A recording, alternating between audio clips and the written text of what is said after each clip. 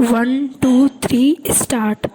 महोदय, यह बड़े गौरव और प्रसन्नता की बात है कि हिंदुस्तान में 10वां विश्व हिंदी सम्मेलन का आयोजन किया गया था, जिसमें लगभग 40 देशों के प्रतिनिधियों ने हिस्सा लिया था।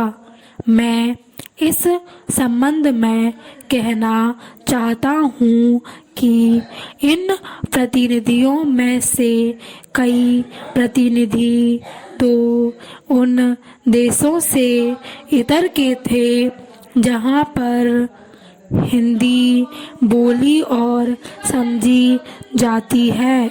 10वें विश्व हिंदी सम्मेलन में वेनिस विश्वविद्यालय इटली की प्रोफेसर मार्का ने कहा कि भारत में उनकी शुरू से ही रुचि रही थी और इसलिए हिंदी सीखी थी। हिंदी एक वैश्विक पहुंच रखती है। साथ ही कहा कि दूसरी भाषाओं के चक्कर में अपनी मातृभाषा को भूल जाना ठीक नहीं है। चीन के प्रतिनिधि ने धारा प्रवाह हिंदी में अपनी बात रखते हुए कहा, हिंदी दुनिया की बड़ी भाषा है और इसका लगातार विकास हो रहा है। इस सम्मेलन में स्वीडन के एक प्रतिनिधि ने कहा था कि हिंदी बहुत समृद्ध भाषा है, लेकिन इसमें अन्य भाषाओं के समृद्ध शब्दों को समाहित करके और समृद्ध बनाना चाहिए।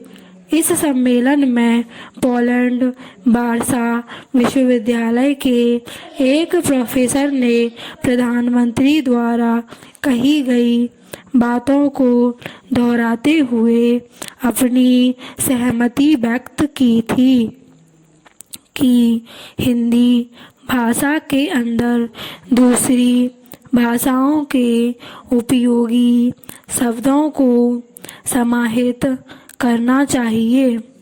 एक प्रतिनिधि ने कहा कि मैं महात्मा गांधी के विचारों से प्रेरित होती रही हूँ, इसलिए उनको जानने के लिए उन्होंने हिंदी सीखी।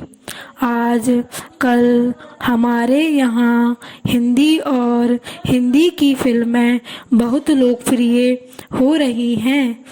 विश्व हिंदी सम्मेलन में विदेश नीति विषय पर एक समानांतर सत्र का आयोजन किया गया था, जिसमें विशेषज्ञों द्वारा जोर देते हुए कहा कि विदेश नीति में इसका अधिक से अधिक प्रयोग किया जाना चाहिए।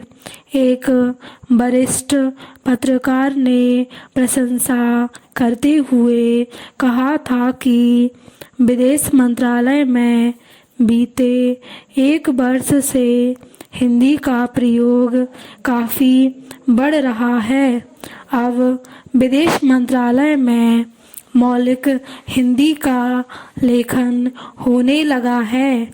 उन्होंने विदेश मंत्रालय की वेबसाइट पर मौलिक हिंदी लेखन को और बढ़ाने की आवश्यकता जताई और क्षेत्रीय भाषाओं में भी जानकारी उपलब्ध करवाने का सुझाव दिया।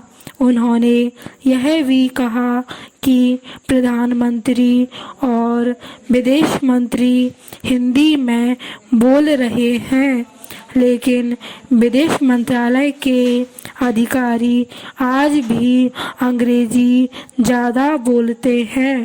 पैरा अध्यक्ष महोदय, मैं सिंचाई विभाग से संबंधित प्रश्न उठाना चाहता हूँ।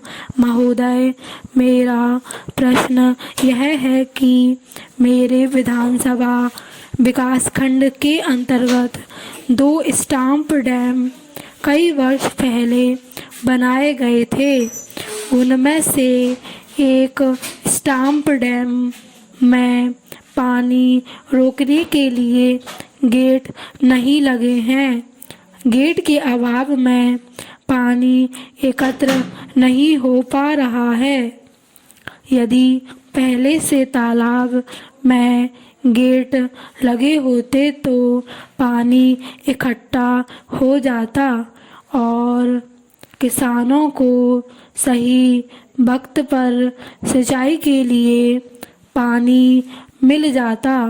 महोदय, फसल सींचने के लिए पानी की ज़रूरत होती है। पानी नहीं मिलने के कारण उपज अच्छी नहीं हो पा रही है और किसान को प्रकृति पर निर्भर रहना पड़ता है।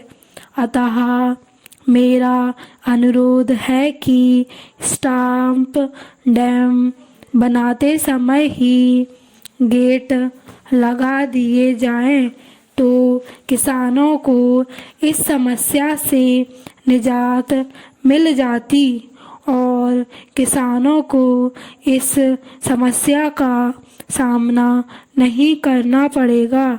स्टाम्प डैम में गेट लगने से शासन का जो मूल उद्देश्य है उसका पूरा लाभ किसानों को मिल सकेगा। उद्देश्य की भावना के अनुसार काम न होने से किसानों को लाभ नहीं मिल रहा है। पैरा, मेरे यहाँ एक और बड़ा तालाब है जो काफ़ी बन चुका है। साल भर से निर्माण कार्य बंद पड़ा हुआ है।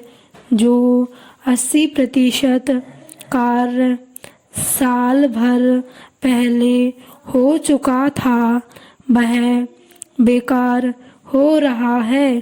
किसानों ने अपने मुखिया को बताया था और सरपंच के माध्यम से इस बात की शिकायत प्राप्त हुई है कि वन विभाग की अनुमति नहीं मिलने के कारण एक तरफ की दीवार नहीं बन पा रही है। इस दीवार के कारण जनता को इसका लाभ नहीं मिल पा रहा है तथा इससे होने वाली सिंचाई भी प्रभावित हो रही है। पूर्व में लगाई गई लगभग 20 लाख रुपए की राशि भी बेकार हो रही है। मैं उम्मीद करता हूँ कि सभी समस्याओं का निराकरण शीघ्र हो जाएगा।